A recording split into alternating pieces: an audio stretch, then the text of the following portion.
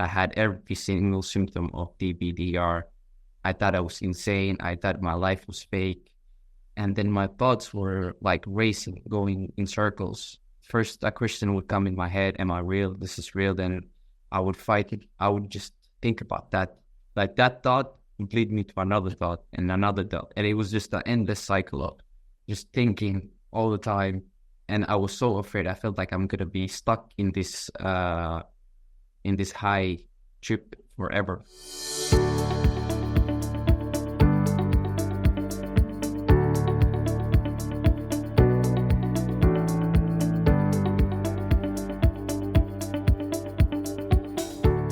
Hey everyone, I'm Sean O'Connor, author of the Depersonalization Manual, and today I'm speaking with Mahad from Finland. Mahad is 21 years old. In December of 2023, he developed chronic DPDR triggered by a bad experience on edibles. Mahad struggled with the symptoms for about 6 months. He says, quote, "My worst symptoms were existential questions and reality checks, where I tried to check if I was still real or still sane. Also, the concept of time was so mind-blowing to me. Memories didn't feel real, and I questioned if they even happened. I was stuck in the present moment." End quote. But fortunately, Mahad has since made a complete recovery, and he's with us today to talk about his experience with and recovery from depersonalization disorder. Mahad, you're very welcome to the channel. Thanks for being with us today. I appreciate it. Thank you. Yes, of course. It's great to have you on the channel. Mahad, can you tell us a little bit about yourself?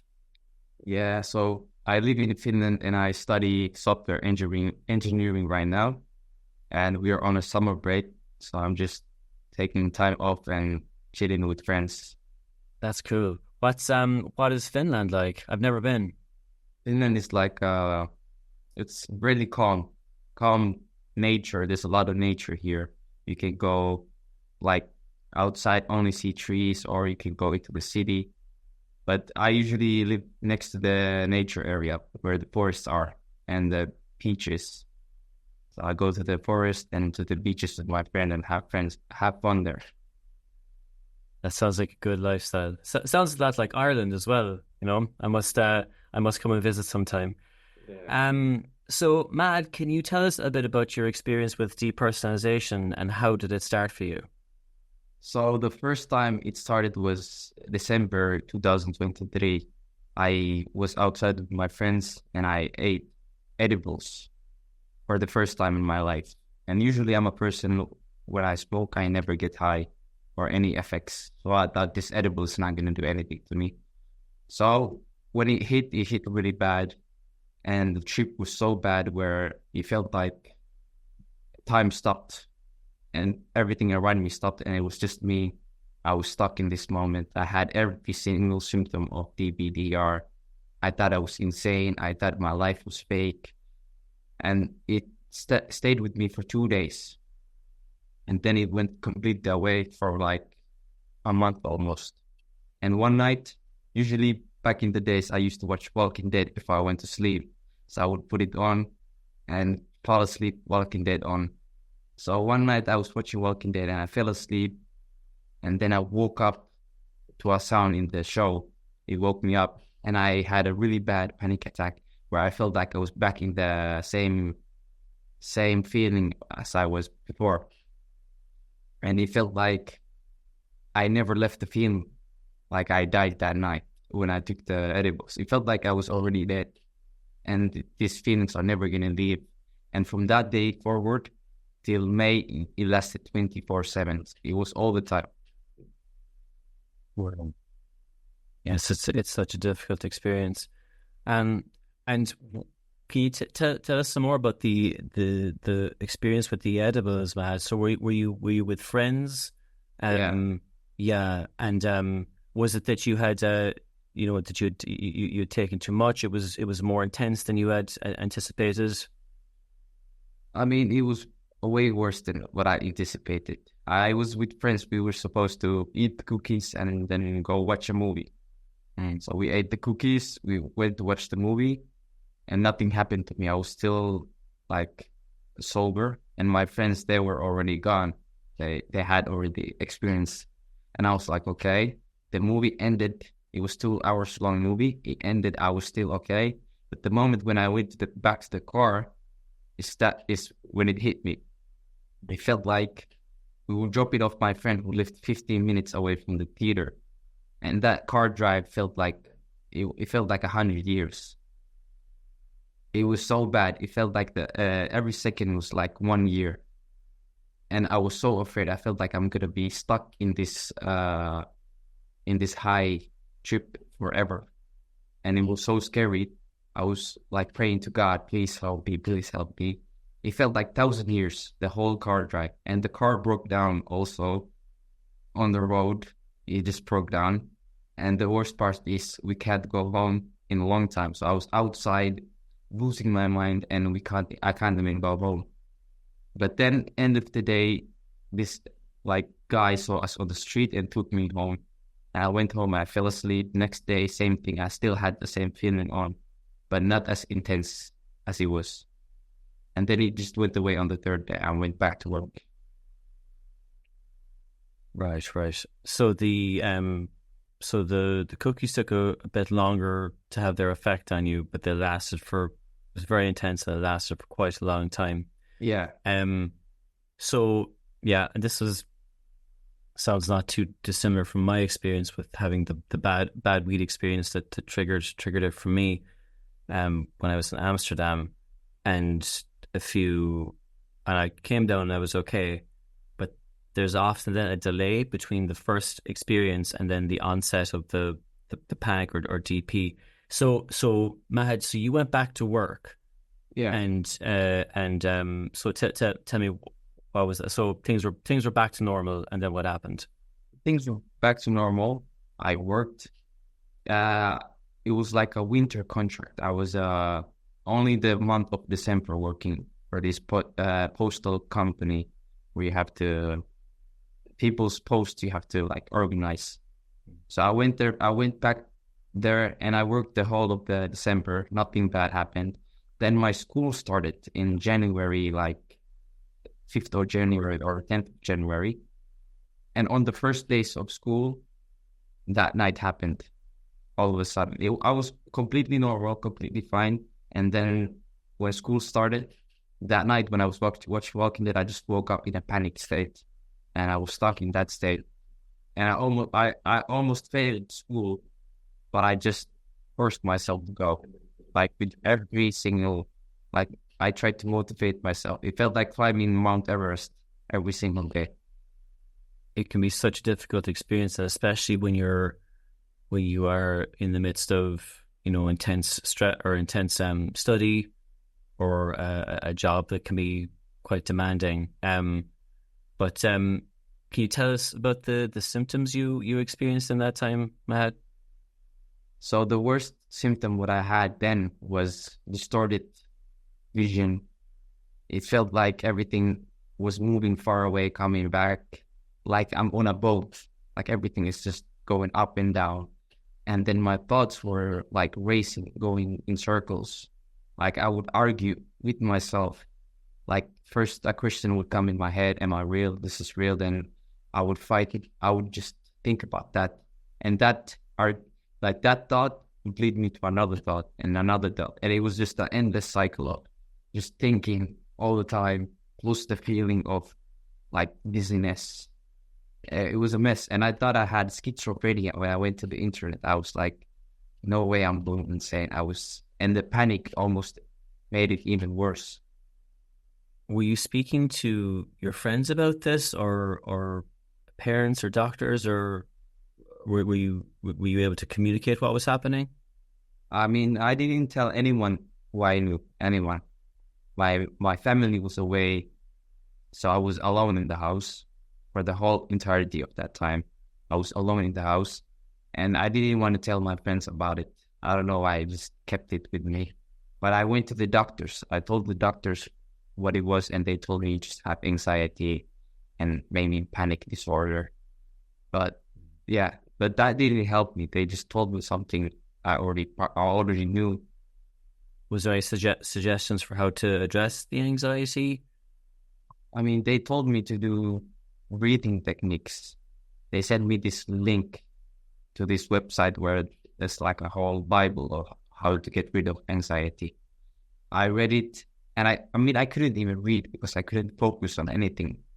So I tried to read it, then I get frustrated, turn it off and try it again. So I didn't even get to read it, but I tried the breathing part. And when I tried the breathing part, it didn't help me because I was like, this thing was supposed to help me and it didn't help me. So am I doomed? I can never get cured from this. So it was a really, really bad thing. So I just gave up for a long time. I didn't even try to cure myself. I was just trying to get through the day. Sleep was by far the best thing till I started to get nightmares, even in my sleep, where I started to question reality. So the only thing that was helping me get away from this was getting bad too. So it was really bad. Yeah.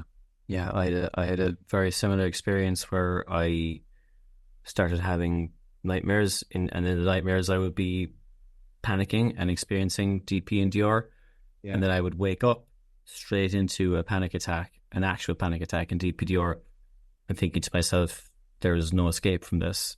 This is just literally 24 hours, like 24/7. I am going to be feeling this feeling, and that was probably the worst point of the whole experience for me. So Mahad, so you're at school, you're studying, you're trying to keep your life together while going through this and all the strange symptoms that come with it. So at what point, Mahad, did you find out that it was called depersonalization? Were you researching it or Googling it, or what was that? I mean, I already knew what depersonalization was because back in the day, in 2020, I remember my friend saying my life is like a movie. I don't feel real. So I was trying to help him what it was. So I went to the internet, and one day I was scrolling to TikTok, and I saw this TikTok where it said, if you smoke too much weed, you might develop depersonalization. And there was this image of this person sitting inside of someone's head, like movie theater, and it's watching. And I was like, okay, this is probably what he was talking about, movie. So I researched it, and I told him, he was like, yeah, I have this. And I just forgot about it. So after 4 years, now that it happened to me, I didn't first realize it was depersonalization, that thing. I thought it was schizophrenia or something really bad. So I thought I was doomed, that I was crazy. I already gave up on myself. And the worst, also one bad symptom that I had was I was going to the internet every day, like searching for what I had. And I always would end up in some delusion or something, or schizophrenia or stuff like that. And one day I end up on YouTube, and I found the other guy, John. Is it John or Josh, who you interviewed back in the day? I found his video, and he was telling about his experience. I'm like, I think I have this. I think this is what I have. So I watched the video, and then I was really sure that I have this. And then I went to your interview with him. And after that, I just found your book. I remember the day I got the book, I read it. And when I was reading it, I was like, oh my God, this is exactly what's happening. I was like holding my head. Finally, I'm understood. I thought I was alone. And I'm reading the book. I finished it up. I read it again, like nonstop, back and forth. Because literally everything you said in the book happened. Like every single symptom you said was happening to me. I thought I was crazy. I thought I died. But I'm happy that I found the book. It really helped me. Well, I'm happy that you found it too. I'm delighted it was so helpful, Mahad. And that's great that you were able to find the term, or that you had a knowledge of the term, and you were able to get more of an explanation for it yourself, even just through TikTok or Google or whatever. I think once we find the explanation for it, find that there's a word to describe it, then we can start to understand it and start to let it go. So between when it first started, Mahad, and between then and when you started to recover, how much time was that? So it started in January. and it ended in May. But I remember one part during Ramadan. It was around I think April. It wasn't as bad. It wasn't as bad. It was still there, but it wasn't as bad. But then after Ramadan, it came back, really intense. It came back, and it was even worse than when it started. So the last part, the April till May, was almost the worst. April was the worst month in my life, I would say, because it was so bad. I had everything, and on top of that, I had depression. Like I got the feelings of depression. So yeah, it ended on May. Yeah. So about 5 months or thereabouts. My next question, Mahad, was going to be, what was your lowest point in the whole experience? But is that what you were just saying, was when it was so when it you felt you were making progress, but then it kind of came back and you had the depression on top of that. Would that have been the lowest point?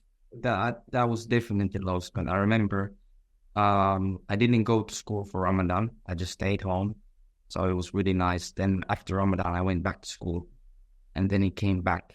And also I was alone in the house. I haven't seen my friends at that time for like 2 weeks or like a month. I can't remember. But I was alone most of the time at my house, and I felt really bad. And it was really dark in Finland at those times. So it was the lowest time. And I even developed the feelings of sadness. And I started to question myself. Should I even keep going? Because I can never get rid of this thing. I remember having moments like that as well, where it was kind of it had gone past like 2 months and 3 months and then 4 months. And then I was starting to think, like, does this have a point where it stops, or do I just have to learn to live with it forever? Which is a very, very scary thought. Fortunately, you don't. Nobody does. But when you have that thought initially, it does feel quite frightening. Yeah. Go ahead. It's really scary feeling to think that will I live like this forever? Will I have to learn how to live like this forever? Yeah, it's really scary. And when you try to remember how you used to live, it's like, you didn't have this thing, but you can't feel it inside. You can't remember what it felt like. So that was really bad. Yeah, I remember that too. I remember thinking how, like, I can't remember what being normal felt like. I can't even remember it. So if I can't even remember it, how am I going to get back there? Yeah, totally. I had that same thought. I remember, if I don't know what I want, how can I get what I want? Yeah, right. Yeah. Which feels that, but this is an extremely common worry with anxiety and DPDR, all anxiety-based conditions. But fortunately, it's just an overcomplication. It's, the example I like to give is, like, if somebody's having a panic attack, do they have to remember what not having a panic attack felt like to stop the panic attack? It's like, no, you don't. It's just your anxiety going up and down. But when we overcomplicate it by interpreting it in these different ways, by saying, but I can't remember what it felt like, and then we trip ourselves up, and we make the recovery process more complicated than it needs to be. And speaking of the recovery process, Mahad, so can you tell us, what did it feel like when you started to make progress with this? Was it a slow process, and what did it feel like when the anxiety started to reduce? The process started with your book. I read your book, I understood it, and then I was reading it a lot. Then I stopped reading it, so I went back to the 24 thingy. Then I started again, but this time I wanted to internalize everything what you said. And I also found your YouTube videos. I didn't know you were making YouTube videos. I only knew your, like, the interview, and then I knew the book. I didn't know you were making like normal YouTube videos where you tell something. So I went on your channel. I saw, like, you were talking about it, and then you said something like 5-second rule. If you can experience the peace for 5 seconds, then why not for 1 minute or 1 hour? So I was like, okay, that's true. Okay. And I used to experience it for like 1 minute or even 30 seconds. When I was working, I didn't think about it. So I was like, okay, that's a good point. So I'm gonna like trying to focus on that more. So then days go, I get that 30 seconds, but it didn't go anywhere. It was just 30 seconds of peace every single day. And then I somehow realized that this DPDR, it was just me in a panic state. Every time I used to get the DPDR feelings, it was just me being anxious, nervous. I realized I was rubbing my hands or something like this, or I was in like panic state. So I thought, okay, next time I get some kind of thought or some kind of feeling, I'm not gonna focus on it. I'm just gonna try to breathe and lift my belly up as I breathe in and put it down. So it became a habit. So every time a thought came, I used to breathe. So after a long time, there weren't no thoughts, and I didn't even realize I hadn't had those thoughts in a long time, and that feeling in a long time. And were you still, you were still studying at this time as well, Mahad, throughout this process? School ended in the beginning of May. Okay. So it was, I can't remember. It was like around those times because my memory is really bad from that time. I can't remember the end part of like May, April, those 2 months. It's like hazy. But around when school ended until the beginning of summer, when there was a good weather outside, then I was cured. Yeah.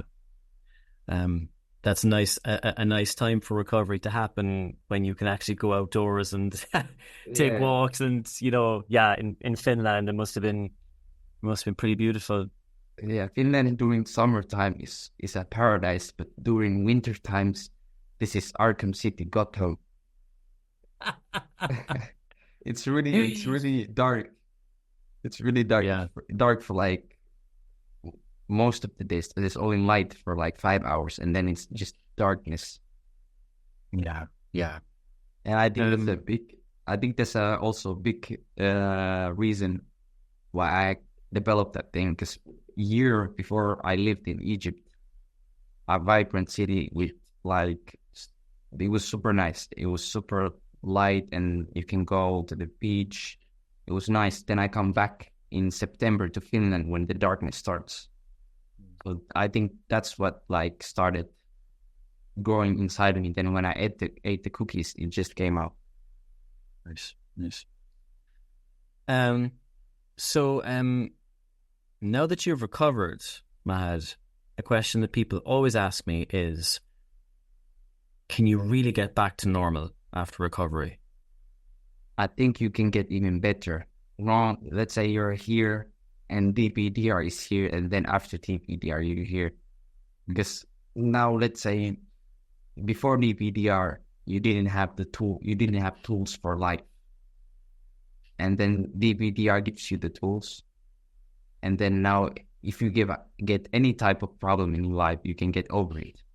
Because if you got over DPDR, then anything else is gonna be easy. And you can get over DPDR. I'm a really negative person. Like I always thought something bad would happen to me. I'm the worst case scenario. But the thing is, it's gonna get better. You just have to be patient. It's gonna get better, and you won't even notice when you get better. One day, you're just like me, scrolling through YouTube, and I saw your video with the new interview with that girl who you did. I saw that video, then I'm like, okay, I used to read, obsess about this thing that I forgot about. I didn't even think about it till I saw the video. So then I commented on the video. I told everybody my experience. So yeah, you can get over it. You just have to find something else to obsess about. Right now, you're worrying about something that's not like real or something that's not useful to you. Everybody worries about something, and you just need to find something. Some person worries about money. Someone worries about how they look. You just have to shift it. Your brain is a machine, so use it as something else. Yeah, it's point like taking your intelligence and your creativity and Yeah. pointing it at something that is actually interesting and that challenges you and rewards you, and your brain goes, oh yeah, let's do this. Because Yeah. when you point it at anxiety and DP, it just keeps going round and round and around, because it just takes all of the research that you do, all of the arguing that you do, and it just keeps going, and it just tells your brain this is important. But when you point your attention away from it, Yes. you're telling your brain this actually isn't important. It's not going to hurt me. It's not going to turn into anything worse. But I don't need to fight it. I don't need to get involved with this anymore. It's actually there to help me, but I don't need it. So I'm going to let it be there and point my attention away. And as you said, over time, you just kind of start to forget about it, and Yeah. you start to have days where you get to the end of the day and you say, oh, I forgot to feel anxious today. Yeah. Totally, Yeah. totally. Yeah, like, I remember I had those type of nights where I went through the day fine, everything was good. The moment I went to sleep, I was like, yo, I didn't even have DPDR today. So I just went to sleep. So that has happened to me a lot. Yeah, yeah, so good to hear. Mahad, how was the DP manual helpful in your recovery? It was really helpful. It was like I was stranded, and that was like a map dropped into my hands, and it pointed away from here. Because before that, I felt alone. No one would understand what I was going through, and every single thing about DPDR prior to the DPDR manual I was reading was Reddit, and Reddit, it has really bad stories. Like some people say they have lived with this for 20 years. That made me feel even worse. So DPDR manual helped me a lot to get through what I was feeling, and it guided me my recovery. That's so good to hear. I'm delighted it was helpful in your recovery. Um, Mahad, there's going to be people watching this interview who may be going through a very similar situation to what happened to you, who maybe took some edibles, had a bad experience, and are now going through DPDR, maybe even studying and struggling with a similar situation. What advice would you have for anybody watching this? I mean, the advice I would give even to myself, if I could go back in time, and I would give to other people is every time you start to feel DPDR, just remember it's not that something is wrong or the world is ending or you're dead or something. It's not like that. It's just you right now are having panic attack or anxiety. You don't realize it because you're too focused on your brain that you don't realize you're having an anxiety attack or panic attack. So just try and focus on your breathing. Like, try and focus on the stomach going up and down every time you feel that way. And it becomes a habit because right now you have the habit of going into your thoughts and going deeper down the rabbit hole. So try and develop habits not to focus on the thoughts. And I know it's super hard to not focus on the thoughts. It's like saying, don't think about elephant. And the first thing you think about is the elephant. So it's not that you want to get rid of the thoughts, but just accept them. Okay, they came, but that's not my worry. Just focus on your breathing. Every time you do that, you just develop this habit of not caring about the thought. And just one day you notice you don't have thoughts anymore about DPDR, or the feeling will come again. Yeah, yeah, that's really good advice.